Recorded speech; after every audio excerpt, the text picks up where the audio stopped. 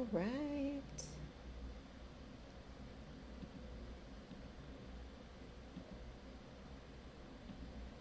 We are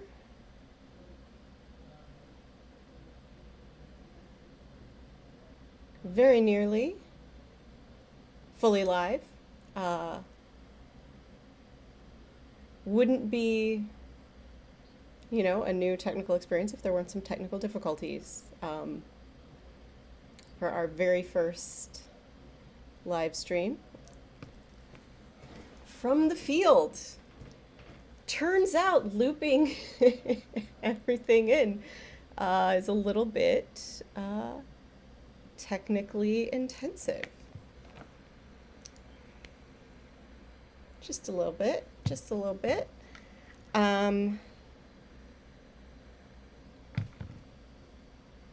Okay. Love when you get messages that your internet is unusually slow on a certain day.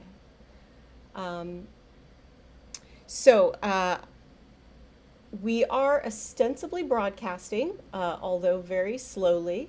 I'm just finishing getting things set up, so I appreciate everyone's patience as as we get everything squared away. Had to do a last minute restart to try to resolve some issues, but really appreciate everyone's patience as we continue to navigate it. All right, so I've got the chat open, and it looks like we have a few folks in. So if you can hear me and hear Pete, say hi, Pete. If you could go ahead and type into the chat.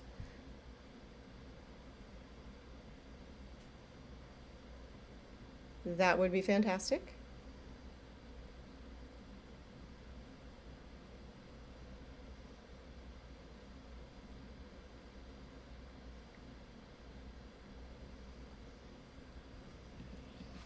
And I will type the same thing into the chat just in case they can't hear me.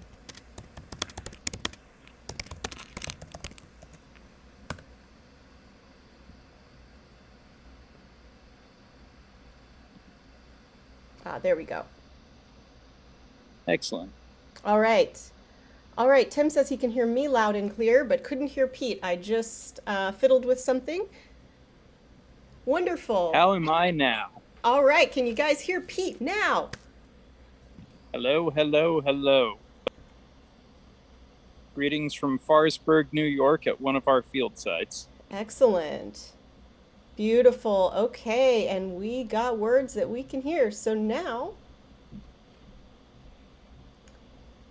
there we go.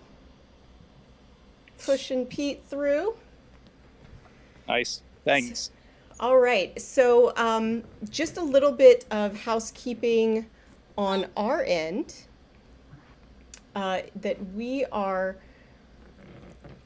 patching Pete in from the field through Zoom to my computer. So having some, it's the video quality is, shall we say, not as exquisitely clear as it might be otherwise. But you are showing on screen.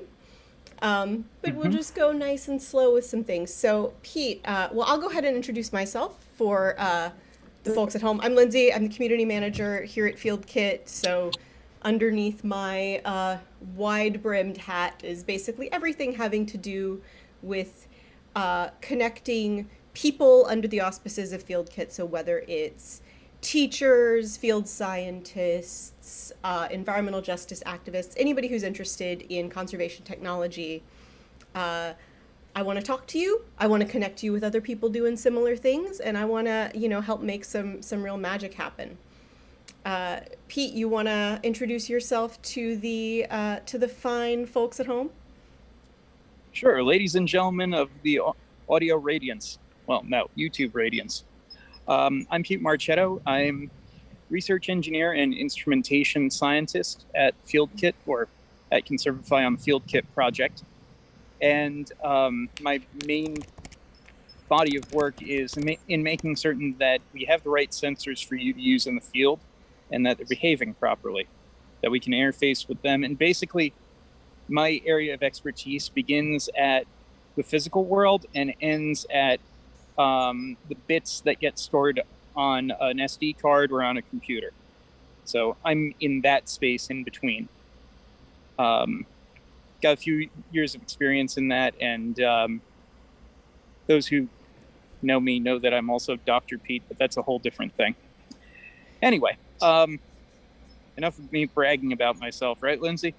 Hey, we all, I think a little bit of pride. I mean, you've solved a lot of problems for FieldKit, so a little bit of pride is good there. Can you tell us a little bit? Okay, well, fine. I'm our only PhD on staff. How about that? Bless you. So, hey, Pete, will you tell us a little bit about the location you are deployed at?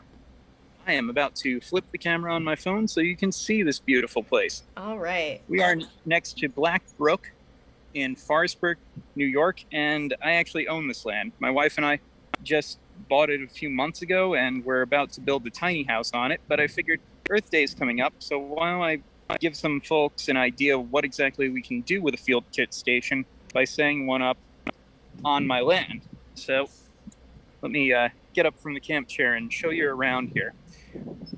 Over here we have Black Brook, which is a tributary of the Mongauk River, which eventually flows into the Delaware River and down into the Atlantic Ocean, down off of Cape May in New Jersey. We're really far up in the watershed. We're just in the southern edge of the Catskill Mountain Range in New York, to give you some more geographical idea where we're sitting. And the things that I decided that I wanted to measure here, because they're easy to measure, are conductivity and temperature, as well as depth for Black Brook here. And then also some weather parameters like wind speed, wind direction, temperature, relative humidity, barometric pressure, and rainfall rate. So I decided to set up a FieldKit station, which you can see in front of me here, in kind of two parts. So to give you an idea of what exactly we're looking at here, let me go around to the front of it. The station is solar powered, so I'll approach it from the south, which you can see we've got a little solar panel here. In the station itself, oh great, got another wood tick on my finger. Dang it. I told Lindsay earlier, if I drop the phone and run away screaming, it's because the wood ticks finally got to me. We got a few of them on the site here. It'll just be an opportunity for me to practice my conservation-related stand-up set. Tell the folks at home a joke, Lindsay. No! Hey, look, it's a FieldKit. Yes. And this one in particular has 4 different modules. Don't mind the board color of the green one. We had some stock mix-up issues. But anyway, all that aside, our FieldKit named Wonderful Pig 28, whereas Lindsay liked to say earlier, some pig, is getting in readings from our weather cluster up top, first of all. And up top you can see that there is a rain gauge, an anemometer, a small wind vane as well, which is aligned facing generally southward here, along with the solar panel. And then we have this Stevenson screen, underneath which there is our sensor board. And the sensor board here has, oh, sorry, getting distracted by the tree swallows up there flying past it, up high. I have some nice property, I'll admit it. So the sensor board interfaces with these other 3 devices, but also gives us temperature, relative humidity, and barometric pressure measurements on the fly. One thing you'll also notice is that this unit has 3 screw eyes down there, which are connected to guy wires. I challenged myself to make this mounting as inexpensive as I possibly could. So I went to Home Depot, as any good field scientist would, and got a fence post. And I got 3 other fence posts, some 3/32 steel cable, and a piece of 10-foot electrical bell end conduit. With the help of a propane blowtorch, I managed to mold the end of the bell end over the fence post, and then mount the FieldKit onto a piece of 2x6, which is then attached by a couple of pipe clamps. Whole thing cost, like, I would say less than $100 worth of parts. Pete, The other you thing got, that you got your finger Sorry. over the camera. Again, sorry, Yeah, we didn't. finger was over the camera, and also wood tick was on my neck. Oh, So oof. there we go. That's why I had to use the other hand. Yeah. All right. So where was I? Electrical conduit to fence post. The other thing that I found out is that Home Depot has these nice little closet rack brackets, set of 2 for $10, and they hold our solar panels perfectly at a 45-degree angle with a couple of screws. So I might write up a post for the forum on that, right, Lindsay? I think that would be great. In fact, I'm sort of envisioning a top 10 deployment tools you can find at your hardware store for cheap. Yeah, That's yeah. it. Either that, or if Home Depot wants to sponsor it, we can make it theirs. All right. Anyway, so where things get expensive is in protecting your cables. And so so the cable we have running down here from the weather sensors, this black one over here, is already pretty much weatherproof. And this is outdoor grade. I think it's actually capable of direct burial even. I brought this down from there, zip tied it into the underside of this channel, and brought that up along with solar cable into the unit through this cable gland. The thing is, though, that the other side of what's on this conduit here is literally right at the brook. So let's follow that along, and I'll tell you why I went with this more expensive conduit rather than just leaving a wire out. So at the other end of our conduit, we have this setup, which is, well, let me show you from the front. This is actually the expensive part, if you can believe it. This is our distance sensor for water depth.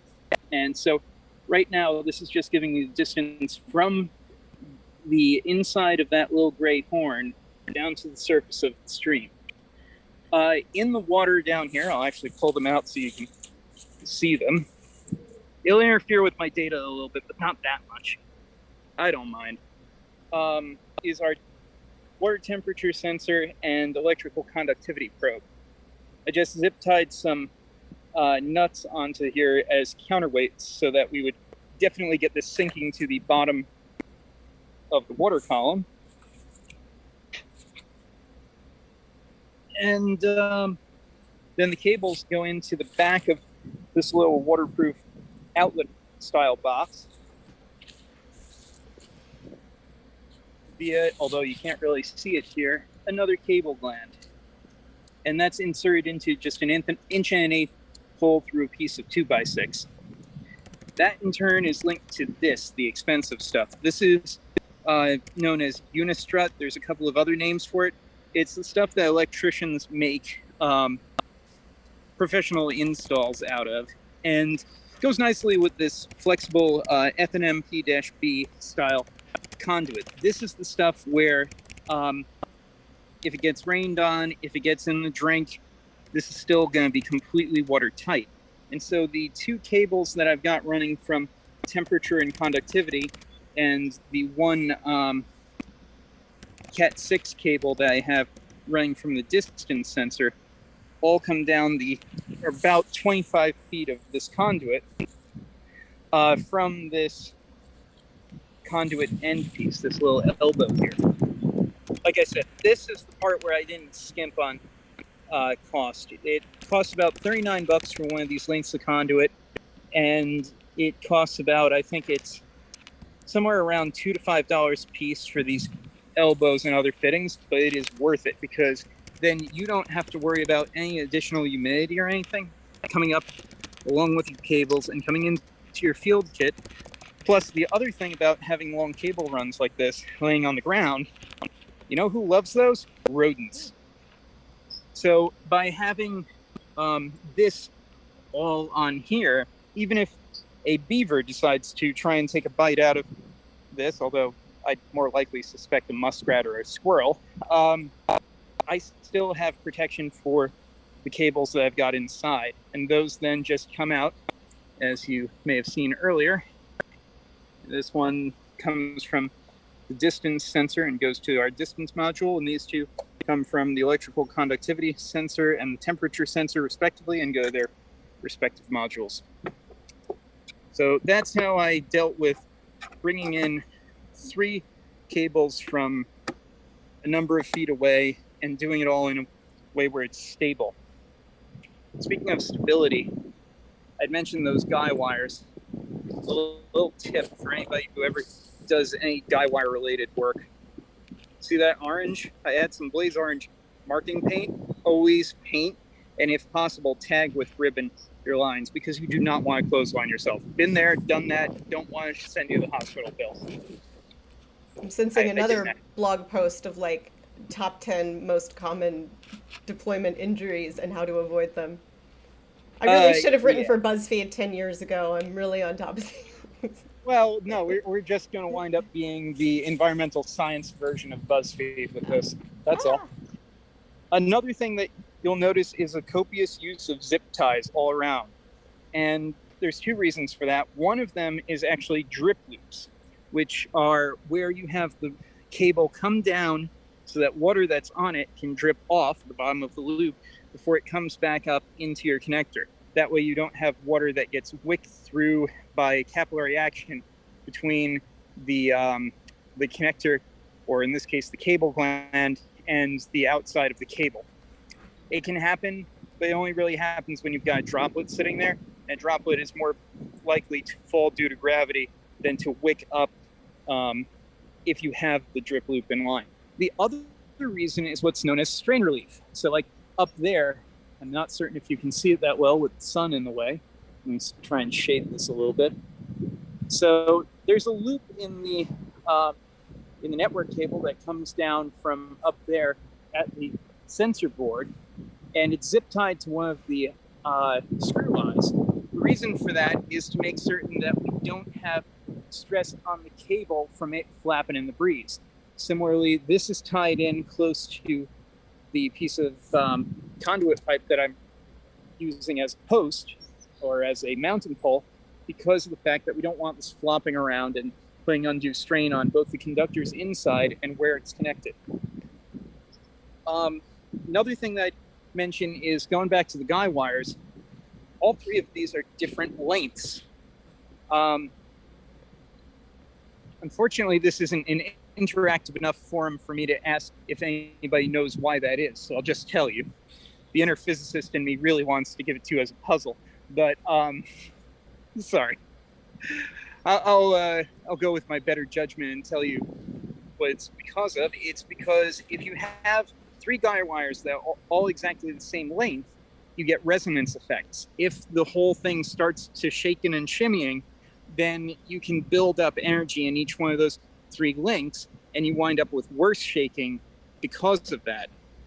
In the case of these 3, because they're 3 different lengths, each one of these 3 wires has a different resonant frequency. So when one is being whipped a bit more by whatever the speed of the wind is and the frequency of the fluctuation of the post, the other 2 make up for it by damping the system. So it's a complicated way of saying if you have 3 of the same length, they all want to dance together. If you have 3 different lengths, they won't dance to the same tune. If that makes sense. Sure. So it's a nice little thing to remember. It's one of those weird little things where you don't think about it until you've seen the ramifications of doing it wrong. I'll say that. And if you have the time to look up the Tacoma Narrows Bridge or Galloping Gertie, you'll see one of those wind-induced resonances at its worst case scenario.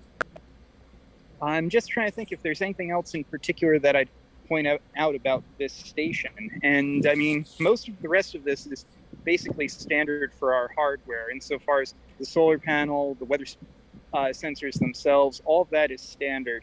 The only thing that's not really standard in this, other than the physical mounting, is I did buy a couple of extension cables for the temperature and conductivity probes that are sitting in Black Brook. So on that note, I guess I should ask Lindsay if you have any questions, and then maybe we should open it up to questions. Yeah, I just posted in the chat a prompt to see if anybody has any questions. While folks are getting those typed up, I'd love to hear, Pete, kind of what, one of the things, and I realize we've been sort of operating under the assumption that folks attending this event have a general sense of what FieldKit is, what it is that we do. So I can step back a little bit and talk about, essentially the FieldKit is FieldKit's a few different things. Oftentimes when we talk about a FieldKit, we're talking about the station, which is the hardware, this fully modular open source platform on which you can place various environmental sensing modules, sort of mix and match based on what your needs are in your deployment, and track the nature of whatever is happening in the world around you. And so, with the station, you can find yourself in all sorts of different situations, whether you're looking for, tracking weather data, tracking water quality, other things. There's a lot of different variables. Additionally, we do have a software platform. You pull the information off the station via an app and then load it onto our web portal, which I'll show a little bit later, some of the data from your deployment, even though it's pretty new, so there's not a ton of data in it. So can always show a different deployment if that's something folks would be interested in. You have the ability to work with your data, and then it's a full data conversation platform for discussing what you find, sharing, comparing with others. We really want to be able to make this kind of work something that is accessible to everyone. And that's really kind of the purpose of the live stream today, right? Is that this kind of a deployment is something that historically has only been accessible to field scientists with a lot of funding, or people with If I could give it an estimate, I would say that what I've got in right here, if I were to order this from some of the bigger names in the industry, we'd be looking at somewhere between $5,000 and $15,000 worth of equipment easily. It's just to start with for the logger portion. Whereas with FieldKit, the logger portion starts out under $500 without the modules and everything. Yeah.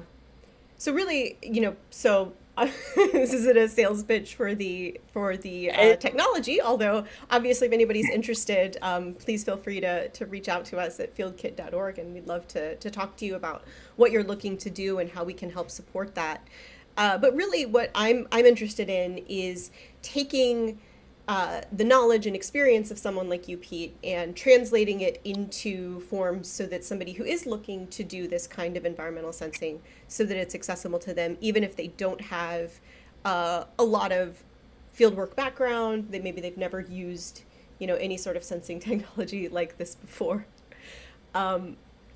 So I'm just gonna get really basic. Like, let's say you were talking to somebody who has never done anything like this before, never put this kind of conservation technology out in the field. What would be, say, your top 3 tips, things to consider before you go out to do a field deployment?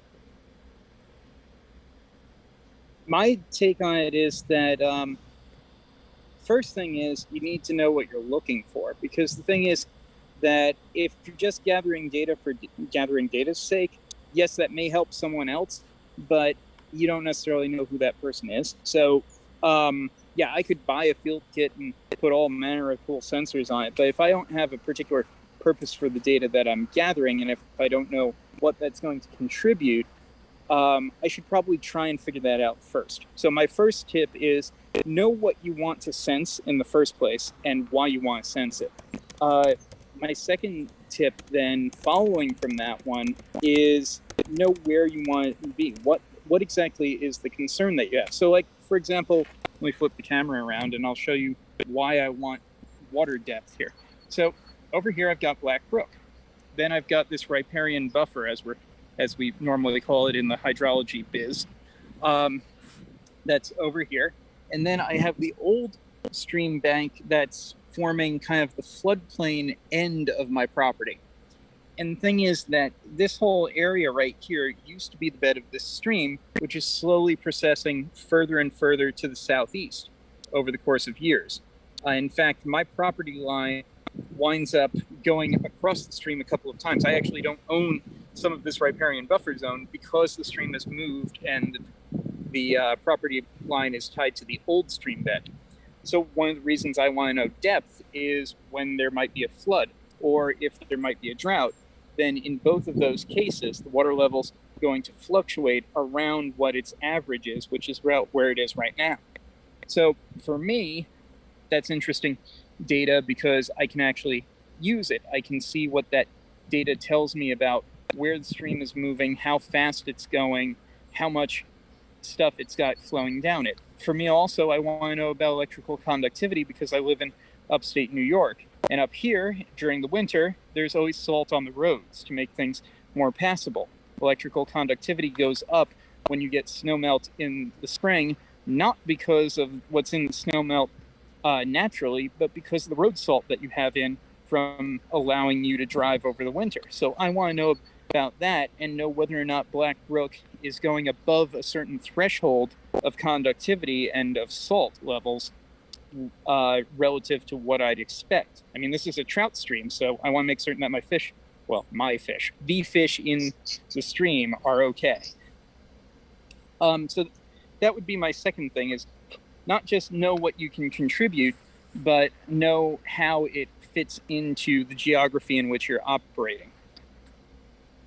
And if I knew some way of figuring out what exactly the emergence trigger for wood ticks is, then I'd be very good. I just had two of them crawling at each other on my leg, so I flicked them off. Anyway, the third thing that I'd say actually is be safe. Going back to the wood ticks, know about the area that you're working in, both because of the fact that you need to know what to sense, but also you need to do it, pardon the bad pun here, but sensibly. You have to be able to account for, so like the setup that I did for my weather station here with the conduit pole and all of that wouldn't survive the winds on top of Mount Washington in New Hampshire. So there's no way that I'd put it up there. But I know for a fact that my wind gusts around here maybe go to about 45 miles an hour about 3 or 4 times a year. And I've got forest around here that's also buffering me from that. So not only is my equipment relatively safe, but I also took the necessary precautions, like I was showing before with marking the guy wires, to make certain that I myself was safe from the equipment and from the area around it. I also made certain not to work in the evening or out here too far away from anybody else, both in case of first aid problems and also because of the fact that we got black bears here. And while they won't necessarily attack unprovoked, you don't really want to get cornered by a black bear. Just saying. That's very true. I'm pretty certain that our software engineer who lives out in Utah is laughing up his sleeve at me right now. Yes, Tyson, I know grizzlies are worse. It's not a competition of who can get mauled the worst.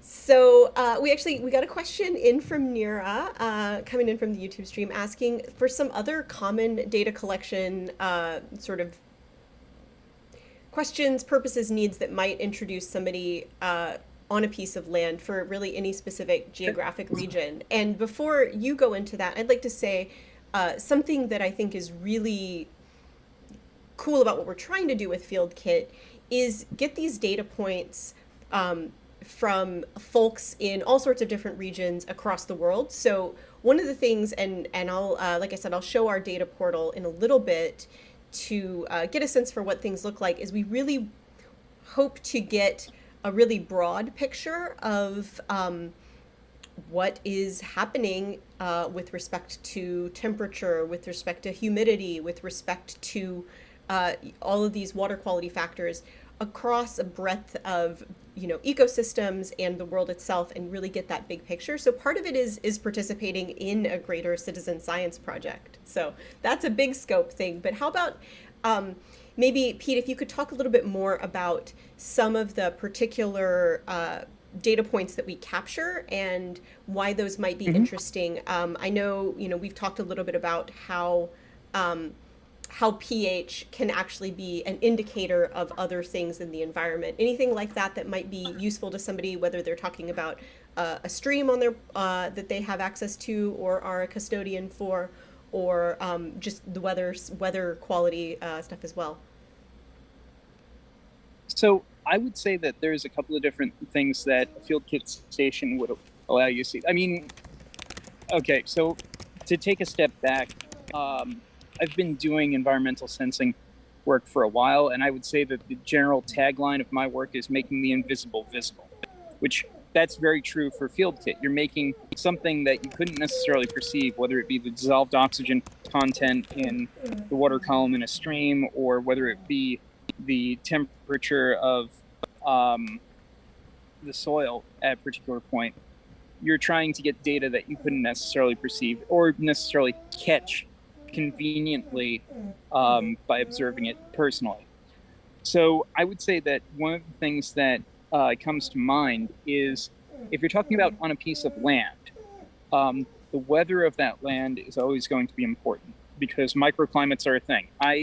We're actually in an interesting situation because my friend Tyler, who runs the Forestburg General Store right across the street over here, actually cross-posted that we're doing this because he, like me, is a weather station geek. And he actually has 2 different weather stations right by the general store. Now we've got a third one, and it's less than, I think, 500 feet away from the store. So we're really going to get an idea of what the microclimates are like in this very small area. And yet the readings are going to be very different, because his is out in a field, mine's in a small clearing, and there's a third one that's shaded by trees. So the weather in an area is always going to tell you a lot. The other thing that I'd recommend is, while we technically market our temperature sensors as being water temperature, they are just temperature sensors that are completely waterproof. And insofar as land goes, knowing the rate at which land warms up at different depths and what your temperature variation is, both at the surface and then below the surface at different depths, is very, very important to people like turfgrass scientists, people doing horticulture work. Pretty much anybody who's trying to grow something wants to know what the heating and cooling curve looks like at different depths. And also, it gives you an idea of like the freeze depth.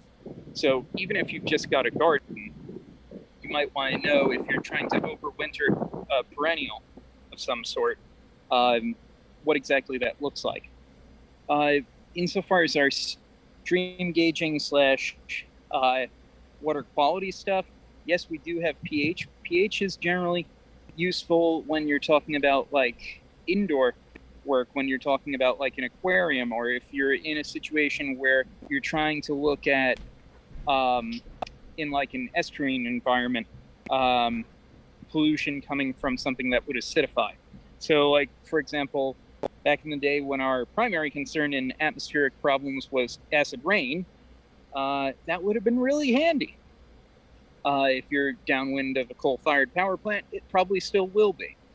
But more useful than that, I think, would be electrical conductivity or dissolved oxygen. Dissolved oxygen gives you an idea of how likely most various different aquatic organisms are to survive in a particular area. Very, very low dissolved oxygen, there's fewer species that'll survive. Relatively high dissolved oxygen, there are going to be a lot more fish aquatic invertebrate, etc. species that will be able to survive because they've got enough O2. And then insofar as the conductivity side of things, as I mentioned before, road salt where I am, also back when I was doing my graduate work in upstate New York, we still weren't certain whether or not hydrofracking for natural gas was going to be legalized. And one of the things that happens is if you have a spill of fracking fluid, you see a massive pulse upwards in the conductivity in the water in the surface water in the area. Because if it spills into a stream or a creek or into a river, then you have this extremely salty brine solution that's diffusing out. But if you know between two different points when that pulse has gone by, then you can both grab samples from there and see what exactly is in it, which most of the companies using fracking fluids don't want you to know. I know, it sounds conspiracy-minded, but don't get me started. The 2010s were a really weird time up in Ithaca. Sounds like somebody talking about the 60s, but honestly it was. And then the other part of it was that just from a conductivity perspective, every time that you see an increase in soluble salts, you also see a decrease in dissolved oxygen because oxygen's harder to dissolve than most salts are. So the salts that increase conductivity also displace some amount of O2 and lead to nutrient displacement. Anyway, I could go on at length. The other thing that you can see pulses from are if you're downstream from like agricultural pasture land and you have manure that's been washed into a stream, then you're creating a pulse of nitrate and phosphate, both of which also increase the electrical conductivity because they're salts. So it gives you an idea that will allow you to resolve non-point pollution, which is the way that most people think about these things, because it's like, oh, well, that's coming in along the length of the stream or river, to point source pollution, where it's like, well, that's farmer's field that this is coming from. So just to give it for instance. Yeah. The way that I like to think of it is that if I am the custodian of some land, whether it's, because I own it or just because it's somehow in my purview and I care for it, there's a lot of qualitative data about the health of it. You can look at the wildlife that you see, you can see what plants look like, but sometimes it's nice to have that quantitative data as well, and it allows you to be a custodian of a space, which is, I think, a really meaningful role to have, no matter what your relationship is with the world that you're living in. There's another term that I've heard bandied about a lot, especially with regards to some of the intersection between the more progressive elements in actually in contemporary mainstream religions and ecological conservation, and that's stewardship. It's an old concept, but it comes in on a day-to-day basis when you're talking about things like caring for the earth. You are a steward of the land, you are a steward of the planet as a whole, and being a steward who actually has some numbers to account with means that you can watch various metrics and see where things go up and down and see the effects of what your stewardship has done. Yeah. So Nira had a follow-up question about the recommended software for showing the data. So I'm going to show that in a little bit, but I did want to grab a question from Shah from our team saying, "Hey boss, I'm working." About this particular, how often would you come back to check this deployment? I mean, obviously it's on land that you're eventually going to be living on, so checking it may just be stepping outside, but let's say it's something that takes, say, 15 minutes to get to. How often would you come back to check on your work? Honestly, I'm probably going to check this on a daily or nearly daily basis, number one. And number two, one of the things that I'm really impatiently hoping for is when we get to the point where we're able to do automatic updates via Wi-Fi, because this is definitely going to be within Wi-Fi range of my house. So being able to not have to come out to the FieldKit station to grab data from it to then upload it onto the portal, and instead having it upload data directly to the portal by itself is something that I'm really looking forward to. We're not there yet, folks, but we're trying. Yeah. And then what sorts of things do you look for when you do come back? let me turn the camera back around and I will show you. So first thing that I look for when I approach over here via the path behind me is the post still standing? I'm not even kidding, because the thing is that it's got 3 guy wires holding it up. I want to make certain that a bear hasn't decided that there's a treat inside and mauled this thing, and I've just looked first to make certain that everything looks like it's okay. Then I grab the data, and I generally look to see if the sensors are intact, especially the water stuff down here, because if the brook goes too high, that might submerge. And I don't think that it's probable, but I do think that if we get a really massive rain event, there's a non-zero chance that something could come down the brook and possibly damage something. Now, I put this way over to the side and far enough up that I don't think it'll damage it, but once again, you can never be too careful with these things.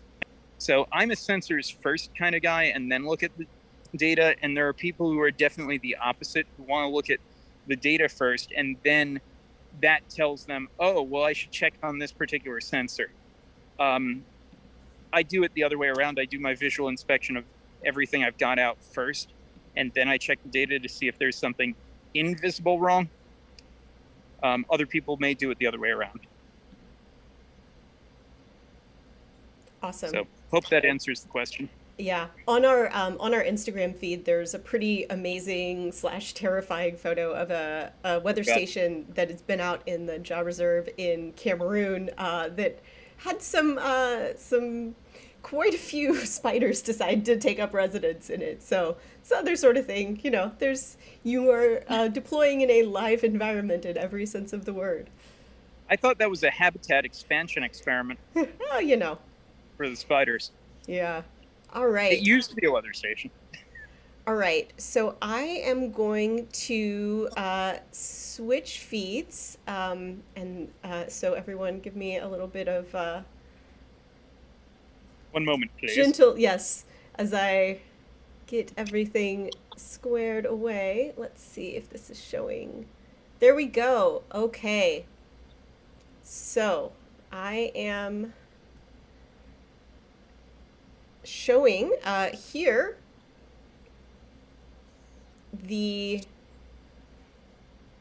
it's moving very slowly, but this is the project page within the FieldKit portal. So as I mentioned, you know, FieldKit, we're more than just a hardware company. We also have a software portal for looking at the data that comes from the station that you might deploy. So this wonderful pig here is actually the station that we just saw in the field. So I'm opening up the data from it. And like I said, some big.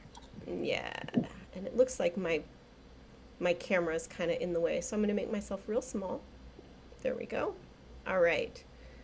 And loading the data. So you can see here. And so Pete's project, we have the ability, you know, when you're setting up a project in the portal, you have the ability to say, you know, I want this to be totally private, and that's the default, but you can also make it public. So this project is actually visible to anyone who goes and, you know, were to click this link, and you can go in and see, here is the data. This is like super zoomed in on the,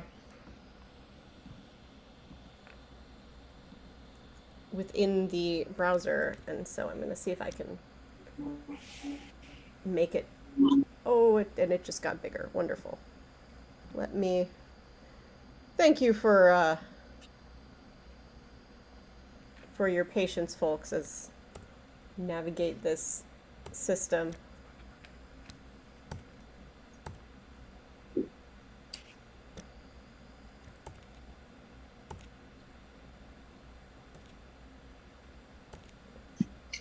There we go. Okay. So, and let me look.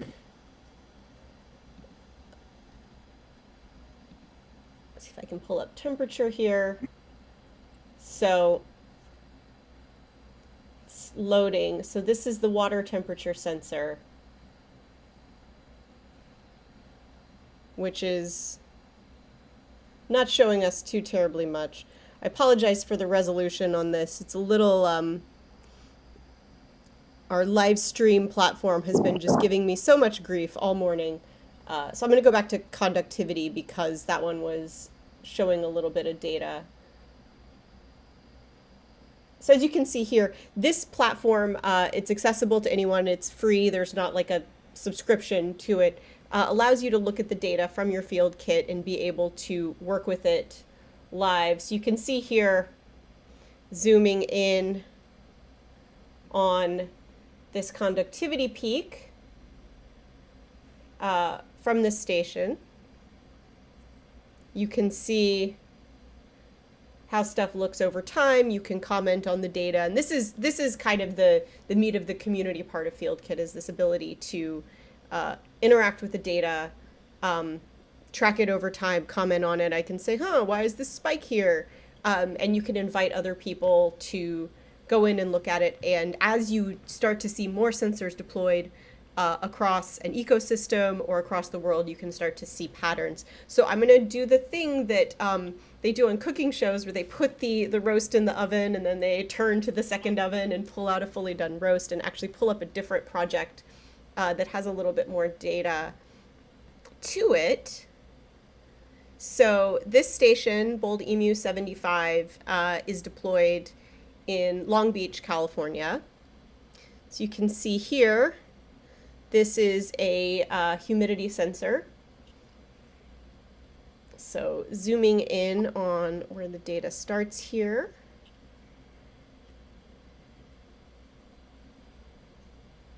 Nice and laggy with all the things we have going on. So you can see here how the humidity changes over the course of a day, peaks and valleys, and you can start to see patterns over time.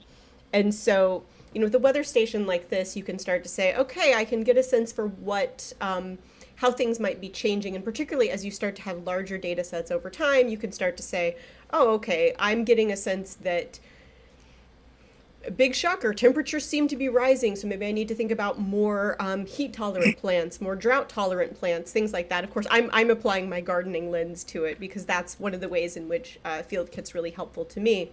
So you can see, so this station is primarily a weather and temperature tracking station, but so this is how you can interact with the data. You don't need any special software. This portal, I mean, anyone who's attending this, if you log on to portal.fieldkit.org, you can see what the projects that we have that are currently publicly available. We're working with the City of New York on some flood monitoring, all sorts of other cool stuff. And as we continue to have these projects deployed throughout the world, we'll share that information out because it's also just really, really interesting. All right. So does anybody want to see anything else on the portal, or we can go back to Pete? I'm still here.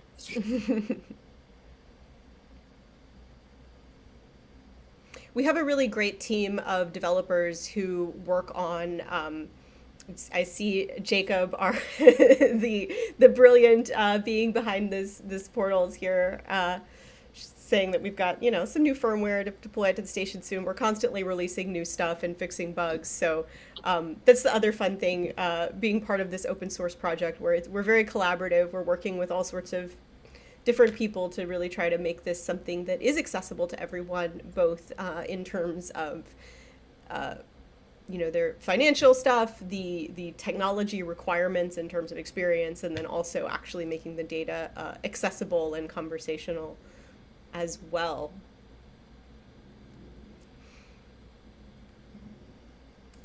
Okay, well, I can always pull that back up. I'm gonna bring you back in, Pete. Yep. There we go. Mm-hmm. Something that has come up, I know, obviously in my role, I spend a decent amount of time working with customers, helping troubleshoot issues. And something that I know has come up a lot, and it seems it's one of those things where I think for a lot of folks it seems obvious, but specifically because you are using a solar panel. What are your and it's something that I think is applicable to many different applications. As folks are using solar panels in all sorts of different ways. What are your top tips for doing a solar deployment? Well, my first big tip is always face it in the general direction where you're going to have your solar maximum for the day. So for me, being in the northern hemisphere, being at about 41 to 42 degrees north, I want to face it pretty much due south. The other thing to, of course, consider, though, is that, well, let me show you. If you notice in the background over there, there's a bunch of trees, and in the foreground, there's my solar panel. Well, the sun is that high right now.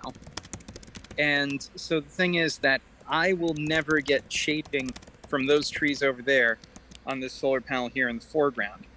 But you can easily wind up set up somewhere. If I were about maybe 30 feet that way, I could get plenty of sun in the morning from the east and plenty of sun in the evening from the west, but I'd be shaded by the trees just beyond me during solar noon.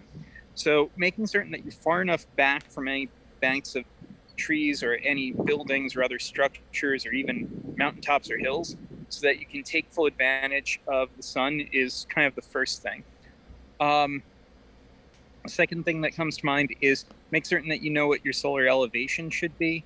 There are a number of different websites where you can calculate that, but while I would love to say that it's worthwhile to optimize to a particular number of degrees, I would say that that actually is less useful than just trying to make certain that your panel is fully exposed, because when you get into all of the calculations, you basically have to know like where your solar maximum is, where your shading's going to be from, et cetera, et cetera, et cetera. For me, I would say that it still gets me more than enough power to just have the panel facing south at 45 degrees altitude right now. So it's basically like this to the horizontal. And like I said before, you can use pieces like those two closet rack pieces that I picked up from Home Depot for $11 for your mount points, and that'll make it really easy to get a well-defined angle like 45 degrees. You don't want it flat on the ground because usually you'll wind up with water accumulating on top of it, and then you can wind up with that water either freezing and breaking the panel if it's out over winter, or you can wind up with water infiltration into the panel, which can cause short circuits. You want something also where it's inclined enough that rain or snow or sleet or any other precipitation will roll off of it. So just some tips and tricks from my experience. The other thing is that our solar power cable, as you can see there, is pretty long. I think, if I remember correctly, wasn't it? I think we're about 10 feet or so, at least, maybe more. You usually don't need that much of it if you're going to mount the cable close, or if you're going to mount the panel close in. But we give you that much in case you need to mount the panel further out so that you can get to the sun and your field kit is like in a forest. So like for me, if I was putting my field kit over there, then probably keep my solar panel here and then run the wire out to where the trees are if I needed to. Very cool.